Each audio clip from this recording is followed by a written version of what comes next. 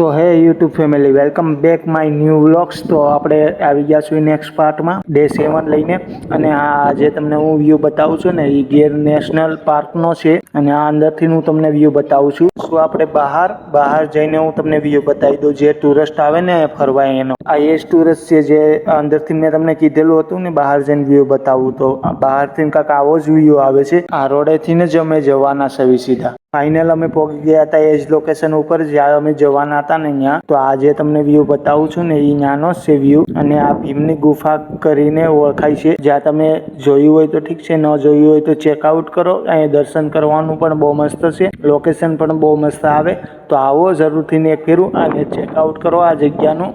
અને અહીંનો વ્યૂ પણ બહુ મસ્ત આવે છે. તો ફોટોગ્રાફી પણ તમે કરી શકો છો. અને આવો એક ફેરું દર્શન કરો. અને લોકેશન છે બહુ મસ્તીનું.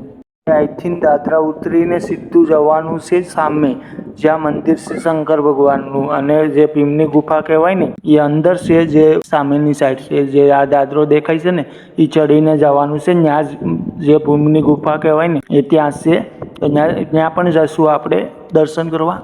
આપણે અહીંયા દર્શન કરી આવી. જે શંકર ભગવાનનું મંદિર છે. અને હા, તમને લોકોને ખબર નહીં હોય, આ બહુ જૂનું મંદિર છે, જે હજારો વર્ષ પહેલાનું મંદિર છે આ. તો તમને હવે અંદર જઈને હું દર્શન કરાવી દઉં. ચાલો જઈએ, આપણે અંદર જઈએ છીએ જ્યાં શંકર ભગવાનની મૂર્તિ છે. જો તમને અંદરનો વ્યૂ બતાવી દઉં. કાંક આવું જ દેખાય છે અંદરથી મંદિર. જઈએ છીએ હવે અંદર. ફાઇનલ દર્શન થઈ ગયા શંકર ભગવાનના. તો દર્શન કરીને સીધા અમે ગયા બહાર જઈને તમને વ્યૂ બતાવી દઉં. બહારનો વ્યૂ કાંક આવો જ આવે છે.